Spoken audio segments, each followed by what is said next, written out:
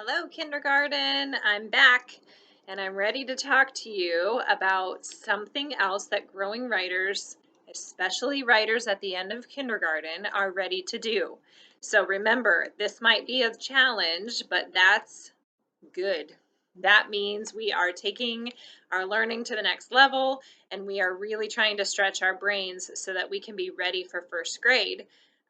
So we have spent an entire school year learning how to write one complete sentence. We have talked and talked and talked about how to do that. First, we have to have an idea, then we have to get it onto paper, and we have to map it out, and we have to remember a capital letter and the spaces and the punctuation, and we have to tell the whole idea, or it's not a complete sentence. We have worked so hard on that we are ready to tell more. Okay, so some of you are already giving this a good try, but I want to make sure that you really understand what kindergarten teachers are expecting of you, especially now that you're trying to do this learning and practice at home with your families. Okay, so we talked about adding detail to our sentence. So before you can even write two sentences, you should be able to write a really wonderful detailed sentence. That means my job as the reader should be so easy because when I look at your writing, I should already have a good picture in my head. I should know that it's a black dog. I should know where that dog is or what that dog is doing just by reading one sentence. Okay, now once I've got that one sentence with so much detail that it already tells a good story, I'm going to add even more by adding a second sentence. Now, I have some questions for you because I'm thinking of a story where I want to tell you about baseball.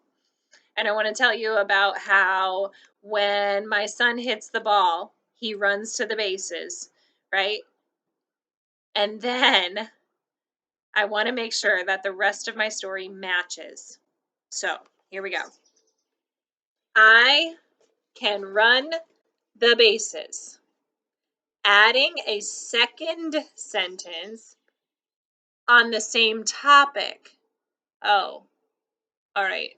Back up, Mrs. Schmidt. We got to talk about this a little bit. So my first sentence says, I can run the bases. All right. It's really not a super detailed sentence, but I definitely know a picture of somebody running bases. And if I know anything about baseball, then I already know they're playing baseball. Okay, so I can run the bases. So I'm thinking that the rest of my story, the next sentence should say, I love ice cream. Why are you looking at me like that? What do you mean? Ice cream doesn't have anything to do with running the bases? But you said a second sentence, so I gave you a second sentence. I can run the bases. I like ice cream. Oh, wait. I like ice cream doesn't tell you anything new about running the bases? Okay, so maybe that's what Mrs. Schmidt means when she says on the same topic.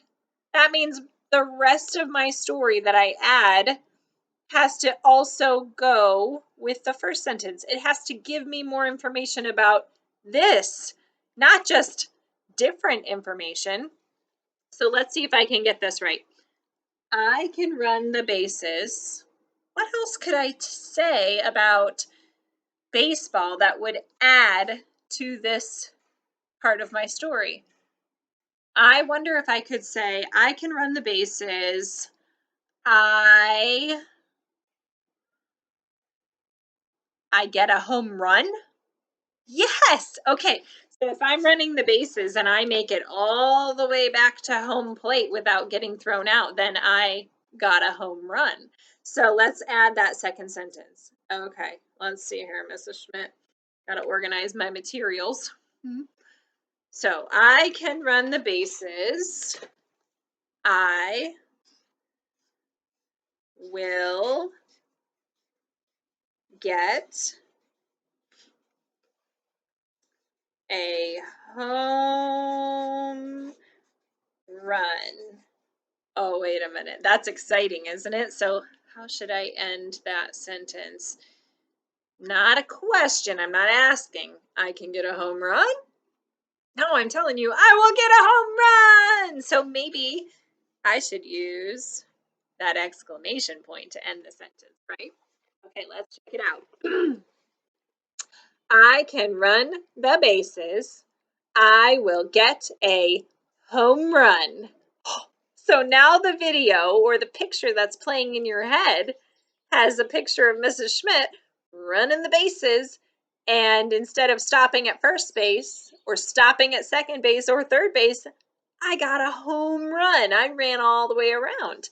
Good. So we want to make sure that that second sentence gives more information about what we already said. We don't want to tell two separate stories. We want to tell the same story. Okay, let me practice one more with you real fast. So let's say I like school. Okay, so I have my first sentence, I like school. What else could I say to give more information about liking school? Could I tell you what I like about school? Maybe what my favorite part of school is? Or who I like at school? Yeah, all of those things would tell me more about that first sentence instead of totally changing the subject and confusing my reader. Okay, so I like school. Let's see, maybe we could also add, so my reader knows why I like school. I like school. I can see my friends and what else do we do at school? I can see my friends. Oh, and we learn. I can see my friends and learn every day. Okay, so 2 sentences. First sentence is, I like school. I ended with my period, so my reader knows that thought is over. I stop reading for just a second. Now, when Mrs. Schmidt starts with another capital letter, it tells my reader to wake up. She finished this first sentence, but she's got more to tell us. So let's think of our new thought. I can see my friends and learn every day. And then I put another period because that is the end of that second sentence, isn't it? All right, so 2 sentences, but they have to tell the same story, just more about the same story. Make sure your readers are not confused when you change the subject. All right, give it a try, friends. Let us know if you need help.